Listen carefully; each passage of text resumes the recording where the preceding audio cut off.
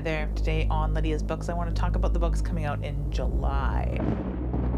These are horror books that I have curated from the list of all the horror type books coming out this month. And these are ones that really speak to me because they have really cool covers or an amazing synopsis that I wish I could buy all of these books, always. Often I pick about 13 books. There's only about 6 or so here. I don't know why. Maybe it's Halloween. We're halfway to Halloween, so we're too busy doing other things. I don't know. But maybe horror takes a rest during July. I did only just release the June video, so I'm sorry if you watched that and thought it was July. Here's July, rest assured. We got both the months covered, all your summer reading, horror needs met. And we're going to start out with Chuck Tingle. I mean, what better way to start out a summer, right? I still haven't read Bury Your Gaze, let alone other Chuck Tingle. But, you know, it's the shtick that I think drives me away from it. I'm not a shtick magnet. And I don't know, I'm sure the merit of the writing will win me over once I read Bury Your Gaze, or maybe this, Fabulous Bodies. It comes out July 7th. So the cover is a pair of sunglasses that are sort of heart-shaped and also kind of cat eye, very nice little sunglasses. And they've also got the water reflected in them, and they're all hot pink. All the text is hot pink on teal. Pink on teal, a very 1980s Ocean Pacific look, if I do say so myself. Poppy Stringer was born to be a star. An inspiring fashion influencer by day, Poppy moonlights as a grave robber to make ends meet, wheeling and dealing dead bodies across Palm Springs.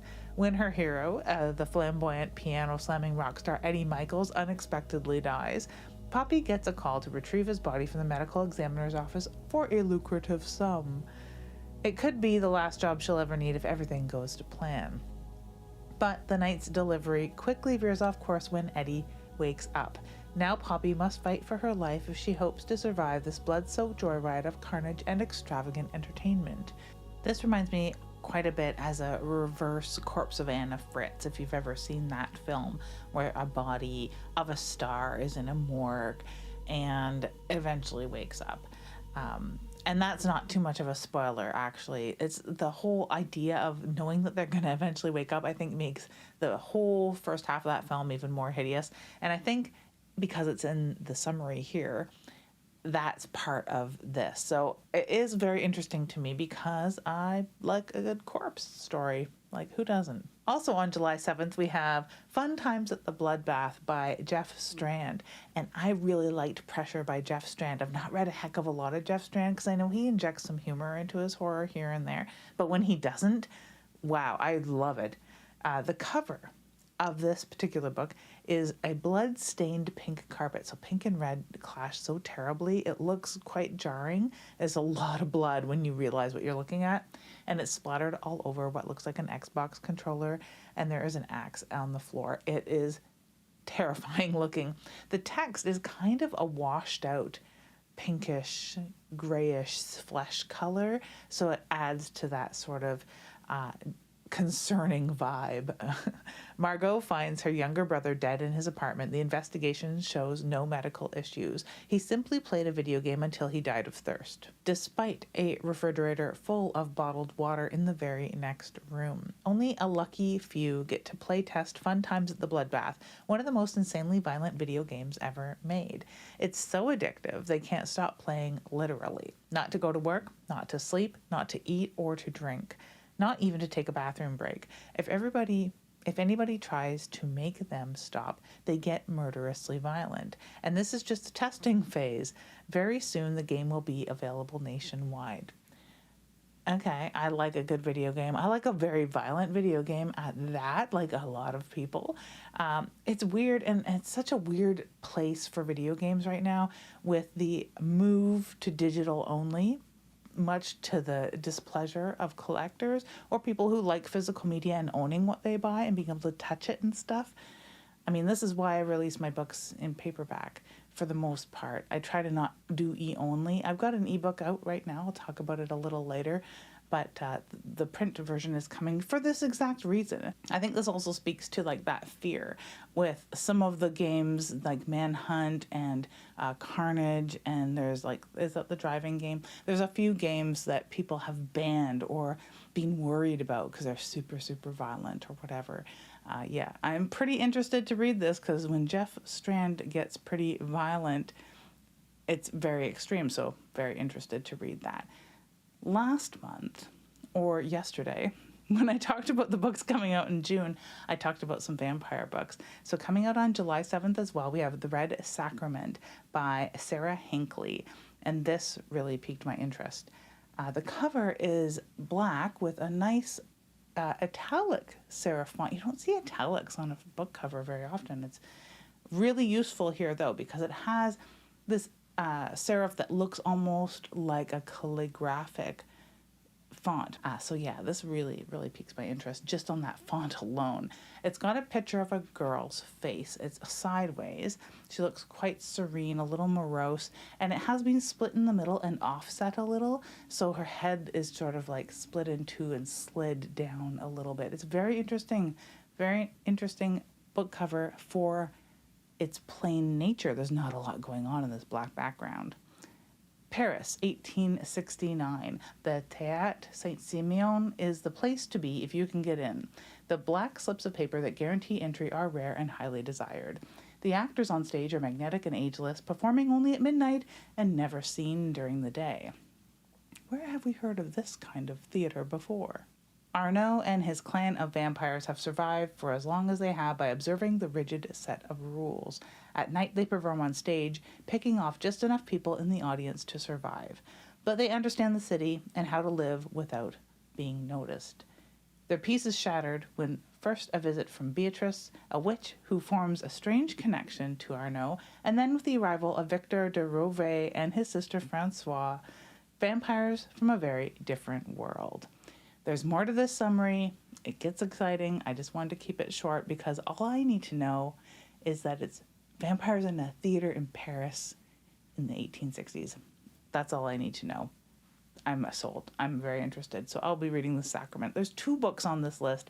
One I've already pre-ordered. It's the last book we'll talk about, but this is going to be on my list. But it's so hard to not buy this one, too. July 14th, The Sea Hides Its Dead by Megan Bontrager. Bontrager. It's hard for me to know how to pronounce this. I'll need to look this up. Bontrager. I've tried this a couple times earlier. The cover has this very big micro serif, bold white text, and you know how much I'm loving that these days. And it has a maelstrom of an ocean storm, which looks like it has a red eye at the very center of it. And it's just a very good looking cover. A lot of the letters are distressed by the waves of the ocean, so it's just very fitting, a really cool cover. Grad student Caro has no idea what she wants to do with her life, but when the opportunity arises to act as a research assistant for an anthropological expedition for her professor and lover Edward Beck, she doesn't hesitate. Beck assembles a team of academics and professionals to study the ancient sea-based cult of the Leviathan, and the expedition descends into the sea caves where the cult is said to have dwelt.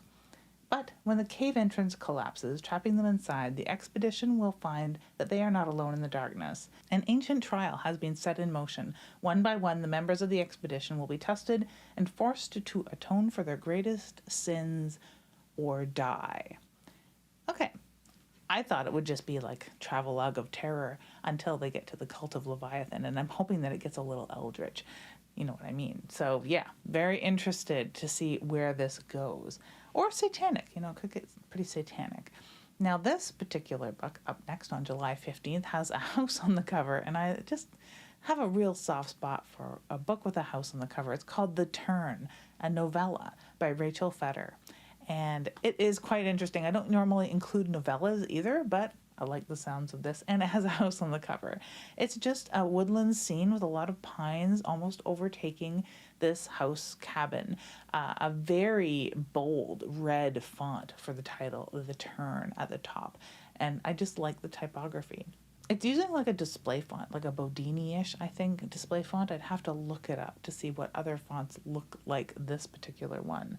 When Baxter, a young writer and recent college graduate, accepts a live-in nanny position for an affluent professor's family in the foothills of the Rocky Mountains, she rapidly becomes aware of strange happenings orbiting the family and their children, Quinn and Thebes. After the father becomes estranged and the mother disappears into the night with only one child, Baxter is left utterly lost and in charge of the baby as she struggles to make sense of the bizarre occurrences within the family, the house, and even her own body. But the unnatural occurrences are far from over, and as Baxter stumbles into the dark to protect the child, something sinister stalks the night, looking to sink in its teeth. So, the turn, very much the turn of the screw. If you're looking for something like this ghostly gothic, but set in the Rocky Mountains, I think this would really answer that call. And I like the idea of something like that being set in a contemporary time in a more isolated, and to me, being here from Canada, a more realistic setting. Now, of course, there's only a few books left here. One is by Christopher Golden, out on July 21st, Carry Me to My Grave, Christopher Golden. And the cover is very interesting. It's more of that bright, sans serif, bold, yellow text. This yellow text, every month there's going to be a book with yellow text on it. It really is the thing, right? So yes, Carry Me to My Grave, a novel. The cover is a train going through the forest from the top down. So it's the forest and a line cutting through the middle where the train is on, and the smoke from the train is in the shape of a skull. I think it looks pretty cool. I don't like the bluish color. I wish it was they would have stuck with grave to go with the green and the yellow, because the blue kind of like clashes everything. But there will probably be 700 other covers for this. Maggie Wise Will Take Your Eyes. When Malcolm was growing up, the local kids made up that chant about his mother, claiming that she was a witch. He and his siblings did their best to ignore it. Now Maggie is dying, and those same siblings have left Malcolm and his sister-in-law Violet to hold a vigil at her bedside. Hundreds of miles away, an ancient evil stirs in its burrow under a farmer's cornfield. Across the country, other buried things begin to dream in anticipation of Maggie's demise. The old woman elicits a promise from Malcolm that when she dies, he must return her body to Maine, her homestead. From the moment she takes her last breath before her remains are even loaded aboard the baggage car of the Imperial Limited, there are forces trying to stop Malcolm from fulfilling that promise. Long-buried things are coming to take Maggie Wise to pay for her past. There was a lot more description there that I did not read, because it was just lengthy. If you're interested in Christopher Golden's work, I'd say that this is a must-have. And if you're interested in Ellen Datlow's anthologies, this next book is a must-have as well. My gosh, July 21st as well. Lovecraft's Brood, 19 Tales of Cosmic Horror. I don't know why I never thought of Ellen Datlow doing a Lovecraft thing. She's done so many other theme anthologies, and if you're a fan, I mean, geez, this is perfect. The cover is just greenish, like a green wallpaper with what looks like an old frame of a mirror, more so. I have a mirror that looks a heck of a lot like it on the wall over there. A mirror that is around a really sinister green, yucky looking ghost reflection. It's not Lovecraft's face, it's somebody else. We could guess at who that is. A prison guard and a convict have an affair, fueled by the hallucinations of fungal spores. Squatters arrive in a weird train station where they unearth a strange idol. Researchers discover skin thieves instead of normal turtles. A mezcal tasting tour turns utterly terrifying. An old woman stitches a portal that is disrupted by a nameless cat. Discover the mythos as you've never experienced it before. These dizzying new spins on classic Lovecraftian themes will leave you disoriented, but sane. We hope. We make no promises. Very cute, quirky, to the point description that probably only describes a couple of the stories, because there's quite a few authors that are listed here. We have A.C. Wise, T. Kingfisher, Paul Tremblay, Caitlin R. Kiernan, Laird Barron, Norman Partridge, Elizabeth Hand, Aaron Dries, Conrad Williams, Steve Ross McTem, Brian Hodge, and many others. So yeah, when I think of Lovecraft, and when I've written Lovecraft homage type stuff, I don't really write mythos. I don't write dream cycle stuff. It's the specialist going to the college and discovering some ancient manuscript. It's the reporter hot on the trail. It's those sorts of characters, and it's the character-driven work that I like the most in Lovecraft, not so much the unexplainable, the untoward, the mythos, and Cthulhu. That sort of stuff is not as compelling to me. I like reading those Lovecraftian tropes, if you will, but it's the characters themselves that were so interesting to me and that I would like to emulate. And I think that this will have more of that. As you know, it's going to be cosmic horror to a certain degree, but I think that it will be more using the sorts of people and places more so than the tricks of the trade when it comes to Lovecraft in this anthology. At least I'm hoping. So yeah, pretty excited. And for something completely different, on July 21st, we have The Winter Folk by Julian. I love the cover because it's like a pastel or crayon drawing almost of a deer with his little antlers and stuff kind of growing off of it. It looks like a headless deer because there's a little bit of what looks like blood coming off of it, and it's covered in like detritus from the forest floor, and it's all on a white background with almost like a marker or watercolor black text on it.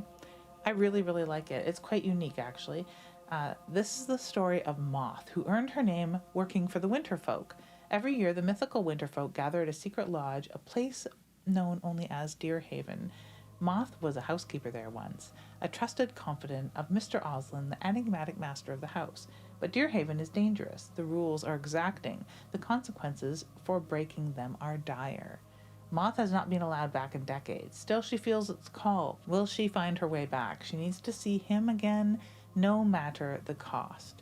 So yeah, I love the cover. It was a cover mostly that compelled me, a little culty, and I think we do have a place called Deerhurst near here. On July 29th, we have the book that I pre-ordered, Ripped Up the Middle in Two by Viggy Parhampton. I never read The Rotting Room, but I was so friggin' excited about The Rotting Room. And there's other books that she's written that I really want to get to. This will be my way into the Viggy Parhampton scape, I believe. But I really want to read The Rotting Room. I feel dumb for not having read it already.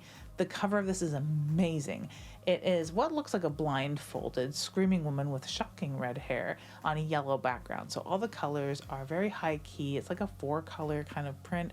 Very high key, very shocking looking, very cool. And to go along with that, we have this almost trademark scrawled text across it, very large. The Rotting Room was like this, if you recall, with scrawled red text. This is scrawled white text, ripped up the middle in two, and that title is quite evocative because, of course, I lean toward extreme horror a lot of the time. This sounds quite horrific, and it is about childbirth, something that I don't typically go for, but when it's described as such, I mean, how can you not?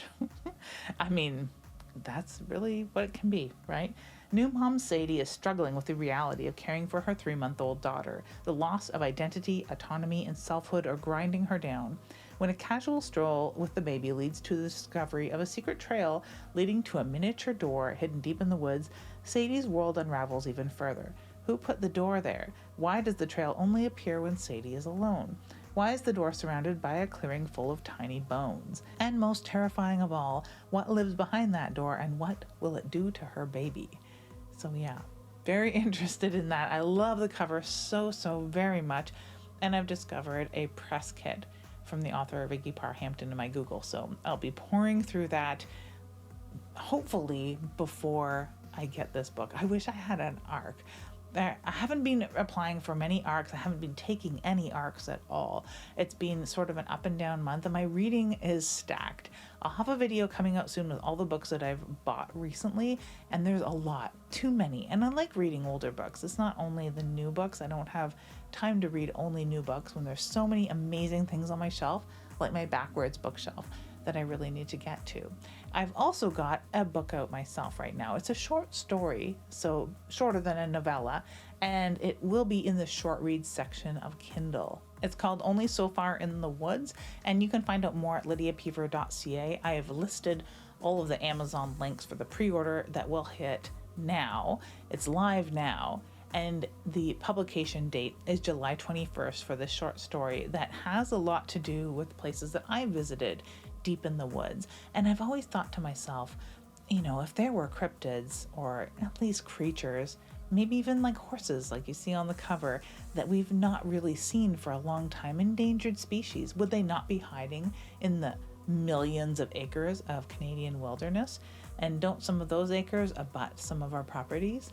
So yeah, it's an interesting, mean-spirited, dark little tale that's available now for pre-order. So yeah, more on that soon. When I have the paperback details, I'll talk about that. Are there any books on this list that you have already read? I mean, please tell me someone has read the new Viggy Parhampton book, or the Christopher Golden, quite famous, right? Or of course, Chuck Tingle. I mean, there's a lot of Chuck Tingle fans all of a sudden.